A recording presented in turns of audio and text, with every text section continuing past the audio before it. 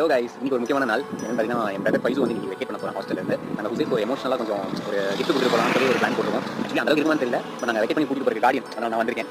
என்ன நடக்குதுன்னு பார்க்கலாம்.